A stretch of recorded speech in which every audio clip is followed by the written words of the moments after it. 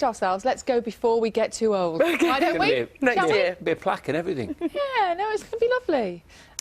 I'm going to start talking about the Paralympics, and just let's stop thinking about the forest for a moment, shall we? Because there's been lots of chat, hasn't there, about the Paralympics? You know, what will the crowds be like? Yeah. What are the conditions going to be like? Actually, should we just put all that aside, because it starts tonight, and that's when it's, I think, really... Let's just get behind it. Exactly, yeah, because Great Britain are going to look to improve on their London 2012 medal haul. When the Paralympics get underway in Rio tonight, the team are targeting 121 medals. That's one more than 4 years ago. It's going to be an incredible night for him. So Rio is ready. The opening ceremony is tonight, and the venues are, of course, familiar, but now the faces have changed, as Kate Gray reports. Now, Manchester United's teenage sensation, Marcus, I love that, isn't that a great phrase? Teenage sensation. I think we can... to be a teenage sensation. I was once. Marcus Rashford scored a hat-trick on his debut for England's under-21 side as they thrashed Norway 6-1 in their Euro qualifier. Well, the other home nations under-21 sides fared less well. Scotland lost to Ukraine 4-0. Macedonia beat Northern Ireland 2-0, while Wales' young side could only manage a 1-1 draw with Luxembourg. Angelique Kerber is through to the semi-finals of the US Open for the second time after beating 2015 runner-up Roberta Vinci. England's cricketers have a season-ending T20 match against Pakistan at Old Trafford this evening. It's been a success. Now, former England captain Jamie Peacock is coming out of retirement to play for Hull Kingston Rovers for the rest of the season. Britain's Ian Stannard won stage 3 of the Tour of Britain with a brilliant breakaway ride.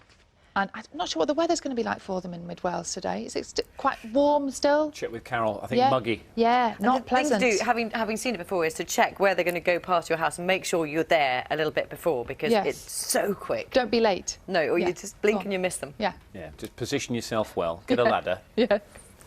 Have some moments. Thanks, Thank you very much, Sats. Sally. Thank you. We have a hidden camera over here. We were recording like when the footballers celebrate goals in the studio. You're genuinely terrified how you know. We're not going to say it. No. Morning. Yeah, little jump for joy, I think.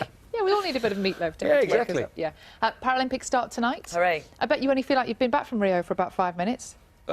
Bizarrely, it feels like a distant memory. Oh, well, there you go. Ancient history. But I can't wait for this to start, because there's been a lot of concern about ticket sales and the politics involved, but now we can just talk about the events and hopefully people winning medals. And they want plenty of crowds to turn up. And we're hearing a lot, aren't we, over the last few days, that actually, culturally, Brazilian people will probably more likely to be turning up and buying their tickets from now rather than planning it weeks in advance. So hopefully that will really help and lift everybody. Great Britain are looking to improve on their London 2012 medal haul when the Paralympics get underway. The team are targeting 121 medals, one more than 4 years ago. Strange, that, isn't it? Strange time. Yeah. But did you hear Andy Murray, who is playing fantastically at the moment, in brilliant form at the US Open, saying that his success is down to 12 hours sleep before his last match? Yeah, I heard him say that when Carl Edmund was playing Djokovic, he was asked in an interview afterwards, did you watch it? Because he normally is, you know, he's great at watching his fellow Brits. Yeah. But he said, no, I fell asleep after 2 games and I woke up 12 hours later. Wow. And then he played his match the next day and he was amazing. Yeah.